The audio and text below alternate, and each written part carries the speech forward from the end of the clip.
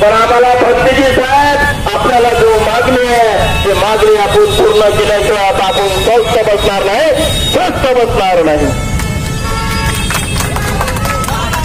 काय मागणी आहे आमची? किती दिवसापासून आम्ही आंदोलन करतोय. भेट द्यायची, आंदोलन घ्यायचं, आंदोलन आम्ही करत राहायचं काय? निवेदन दिलं कागद एकाकडे ठेवून द्यायचा, काही विचारायचं नाही, काय चाललं काय नाही.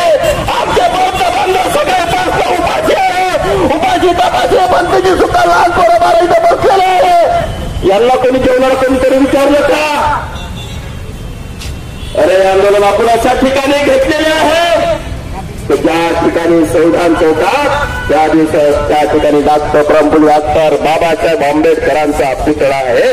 परंतु डॉक्टर बाबासाहेब आंबेडकरांचा पुतळा म्हणून दिनाच्या दुःखासाठी खरं तो चिंतन केले, दिनाच्या दुःखासाठी खरं तो चिंतन केले, तर दुःख झालेल्या बाबीमातून विचार मंथन केले. कोणी कुंडी समाजासाठी सवय तर संपूर्ण देशासाठी दुःखाचे चंदन केले. म्हणूनच बा भीमा तुला साऱ्या जगाने वंदन केले, म्हणूनच बा भीमा तुला साऱ्या जगाने वंदन केले. अरे ज्या बाबासाहेब आंबेडकरांनी आपल्याला बौद्ध धर्माची दीक्षा दिली, 14 काळाचा सत्याग्रह सुद्धा बाबासाहेब आंबेडकरांना करावा लागला. बाबासाहेब आंबेडकरांनी शेतकऱ्यासाठी आंदोलन केलं, शेतकऱ्याच्या सुद्धा मागण्या केल्या.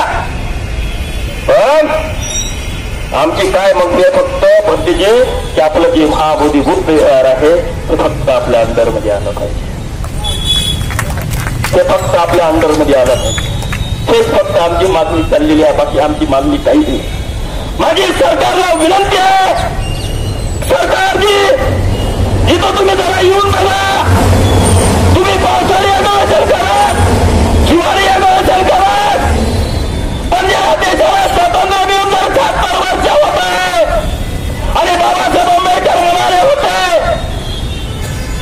15 ऑगस्ट 1947 स्वातंत्र्य झालं.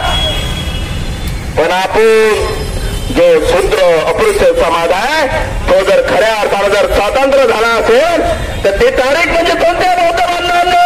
ती तारीख आहे 14 ऑक्टोबर 1956, 14 ऑक्टोबर 1956. म्हणून मला एक म्हणायचं आहे, उलट्या पाखराला परतीची तमा नसते. अरे उलट्या पाखरांना परतीची तमा नसते. नरजरेत नेहमी एक नवी दिशा असावी. घरटे ते केव्हाही बांधता येते, घरटे ते केव्हाही बांधता येते, पण मनात एक जिद्द असावी आणि मनात एक जिद्द असावी. म्हणून आम्ही ते जिद्द एक ना एक दिवस आम्ही पूर्ण केल्याशिवाय राहणार नाही, पूर्ण केल्याशिवाय राहणार नाही. आणि माझी एक विनंती आहे, विनंती करू शकतो का साहेब? एक विनंती करू शकतो? माझी एक विनंती आहे, आता महानगरपालिकेच्या निवडणुका तुम्हाला सांगतो, सगळ्या बौद्ध बांधवांना माझी विनंती आहे, बरोबर आहे? बोलू दे गोष्ट. महानगरपालिकेच्या निवडणुका आपल्या इथं मतं मागायला येतील, पण त्यांना एकच होणार, जोपर्यंत आमचा बुद्ध नाही आमच्या अंडरमध्ये येत नाही तोपर्यंत आम्ही एकाला वोटिंग करणार नाही, एकाला वोटिंग करणार नाही. एक आंदोलन उभं करा तुम्ही, काऊन अशा कशा मागण्या पूर्ण होत? बाबासाहेब आंबेडकरांनी म्हटलं होतं आणि घराच्या दिवाळीवर ते लिहून ठेवा की आम्हाला शासनकर्ती जमात आम्हाला बनायची आहे, पण राज्यकर्ती जमात आपल्याला बनायची आहे. पण जो कोणी आपल्याला मत मागायला आला त्याला फक्त एवढंच म्हणा, जोपर्यंत आम्हाला महाबोधी आमच्या अंगामध्ये जोपर्यंत येणार नाही तोपर्यंत आम्ही आता पुन्हा वोटिंग करणार नाही. संपूर्ण भारतातल्या बौद्ध बांधवांनी एक व्हा, संपूर्ण महाराष्ट्र असो, आंध्र प्रदेश असो, मध्य प्रदेश असो, आसाम असो, गुजरात असो, गोवा असो, जिथे आपला बौद्ध समाज आहे आणि बौद्ध समाजावर साहेब आता तुम्हाला सांगतो साहेब, आधी आपला अन्याय दूर झालेला नाही, आधी आपल्या दूर अन्याय दूर झाला नाही साहेब. तुम्हाला सांगतो नांदेडमध्ये आधी आपल्या समाजाला कुठं मुळे जाऊ दिला जात नाही. हा अन्याय आपण तुम्ही सहन करणार आहे का? मला सांगा, सहन करणार आहे का? मग केव्हा आपण जागे व्हा, केव्हा आपण जागे व्हा? खरंच मी तुम्हाला एक शेवटचे उदाहरण सांगतो. गणवीर साहेबासारखे पद्माकर गणवीर साहेब आहेत, तिकडे आमचे विजू पाटील साहेब आहेत, विशाल वानखेडे जी आहेत. आपला समाज कसा असला पाहिजे, आपण समाज कसा घडवला पाहिजे फक्त शेवटचं उदाहरण तुम्हाला गणवीर साहेब, मी फक्त शेवटचं उदाहरण सांगतो आणि मी माझे भाषण संपवतो. एक खूप मोठं जंगल असते. मी काल हे उदाहरण दिलं. बंदी साहेब, समाज कसा असला पाहिजे, समाजामध्ये लोक कसे असले पाहिजे आणि आपल्या समाजामध्ये लोक कसे असले पाहिजे हे आहे वा. फक्त शेवटचं उदाहरण तुम्हाला सांगतो, मी माझे भाषण संपवतो. एक खूप मोठा जंगल असते. त्या जंगलामध्ये चिमणी आणि कावळा असते. त्या जंगलामध्ये चिमणी आणि कावळा असते. बंदीजी साहेब, पण बघा समाज कसा असावा.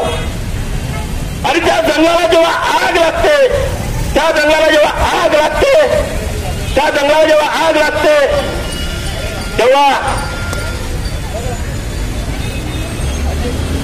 चिमणी मला विचार करते, ज्या जंगलाने मला निवारा दिला, त्या जंगलाने मला पालन पोषण केलं, त्या जंगलाने मला पोहोचलं, त्या एका घरट्यामध्ये पाणी राहतं आणि त्या घरट्याचं पाणी त्या चोच्यावरच्या पाण्यानं ती आग विझवत असते. आणि तेव्हा कावळा दादा जाता, कावळा म्हणतो, अगं हे चिमणे, खरं त्या चोच्यावरच्या पाण्यानं तुझी आग विझणार आहे का? तो कावळाचं उत्तर बघा काय म्हणते. कावळ्याला उत्तर देताना चिमणी काय म्हणते,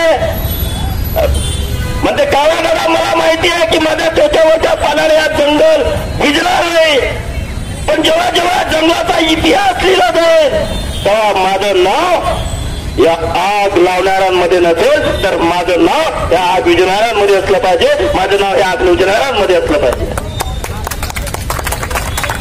आपण मी पद्माकर गणवीर साहेबांना धन्यवाद देतो. आमचे मित्र विजयदादा पाटील हे खरं तर सकाळीपासूनची दीक्षाभूमीवर गेले. विजयदादा पाटील आणि पद्माकर गणवीर साहेब तो मेसेज टाकू ग्रुपवर विजूभाऊ पाटील आहे, तिकडे विशाल वानखेडे आहे, डेंगे पोरगा आहे, हे सगळ्याले परिवार आहे. मला माहिती आहे परिवार कोणाचे लेकरं वाट पाहते, कोणाचे पोरगी वाट पाहून माझे पप्पा येतील. पण आपलं आंदोलन मला माहिती आहे की आपण एक ना एक दिवस नाही, जोपर्यंत आपण हे महाबोधी मुद्द्यावर जोपर्यंत आपण आपल्या अंडरमध्ये घेत नाही तोपर्यंत आपल्याला स्वस्थ बसायचं नाही.